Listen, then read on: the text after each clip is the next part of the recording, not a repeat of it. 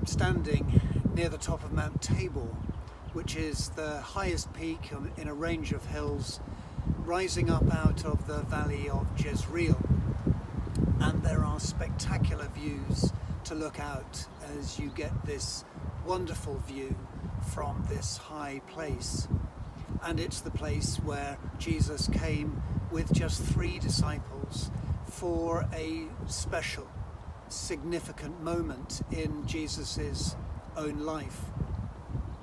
And it reminds us, this story of the Transfiguration, of those times when we walk and find places of stillness or solitude, or with just a special few.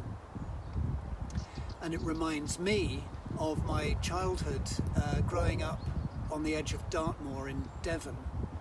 And my grandfather would regularly take my brother and sister and I on long walks on Dartmoor. He loved it and wanted to share his love of it. And one of the special things about Dartmoor is that scattered all over it are granite peaks which we call tors. And invariably my grandfather would take us up a tor, and at the top he would encourage us to stop for a moment in silence, to take in the view, which often was spectacular so long as the Dartmoor mist hadn't come down, and to breathe deeply, to fill our lungs with air. And I think it was him giving us a taste of spirituality, of appreciating the moment and the place. And that has stayed with me throughout my life. And when I come to a place like Mount Tabor, I also want to stop and take in the moment and its importance. And there is something about being in these high places which can be so helpful for us in our faith. And as we walk the Holy Land, we're afforded many opportunities for that. There's something about being in a high place that gives us a different perspective.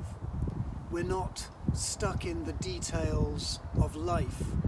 We get a glimpse of the bigger picture.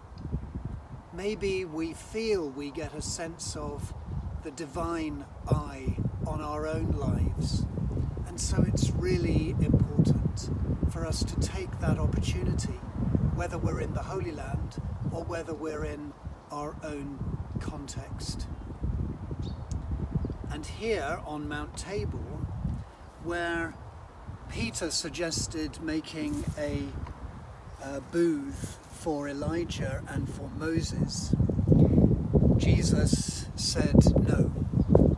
And yet here there's a church which in a way humorously has done that very thing that Jesus discouraged. But it's a beautiful place.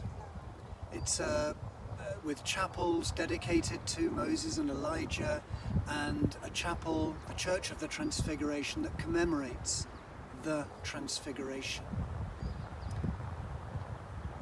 And in this place we're reminded that the light of God, the light of Christ, transfigures our lives. And if we can see ourselves and others and our world bathed in the bright light of the love of God, then we have captured something really important of the Transfiguration itself.